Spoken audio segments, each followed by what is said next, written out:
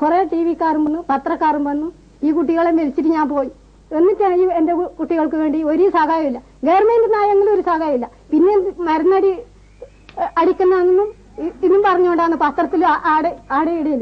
പിന്നെ എന്തിനാ എന്റെ കുട്ടികൾ കൊണ്ട് ഞാൻ പോകുന്നത്? എനിക്ക് മരുന്നിന് അസുഖത്തിന് ഒരു എന്തെങ്കിലും ഇത് കാശ് കിട്ടുമെന്ന് പറഞ്ഞിട്ടല്ലേ ഞാൻ ഇതിന് വേണ്ടി കളിച്ചത്. പിന്നെയും വരുന്നുണ്ട്. ഇനി എന്റെ കുട്ടികളെ കൊണ്ട് ഞാൻ എവിടെയും പോയില്ല. ഞാൻ ഈ ബസ്സിന് പൈസ ചെലവിട്ട് ഈ 3 കുഞ്ഞോളം കൊണ്ട് പോകാൻ ഞാൻ ഒറ്റ വന്ന് പണിയെടുക്കുന്നു. എന്റെ അച്ഛന് സുഖമില്ല.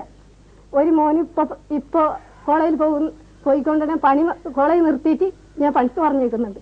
അത് പണിയെടുത്തിട്ടും വീട് കഴിയുന്നത്.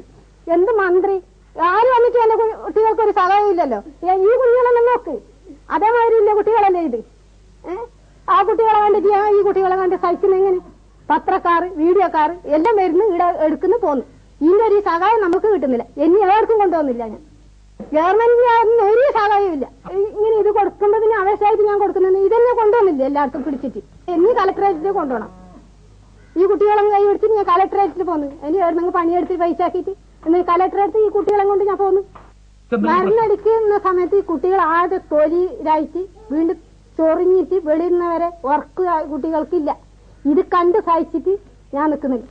സ്കൂൾ 4 വരെ പോയി. പിന്നെ കുട്ടികൾ അടുക്ക ഇരുന്നിട്ട് ഇങ്ങനെ എന്റെ മുമ്പിൽ ഇരിക്കണ്ട, നിങ്ങളെ മാറുന്ന് ഇങ്ങനെ പറഞ്ഞ് മതിയാക്കി. ശുചിപ്പ് നമ്മളെ ഈ കുഞ്ഞുങ്ങളെ കാഴ്ച വെക്കുന്നവർക്ക് നിങ്ങളെ മുമ്പിൽ വെച്ചിട്ട് ഞാൻ ഇതിന് പറഞ്ഞിട്ട് എന്റെ കഷ്ടം കണ്ടിട്ട് എന്തിനാണ് ഞാൻ ഇതാക്കുന്നില്ലത്? അതുകൊണ്ട് ഈ ഇടത്തേക്ക് ഈ പഠിക്കലിന് നേരെ നിങ്ങൾ ആരും വരണ്ട. 6 കൊല്ലം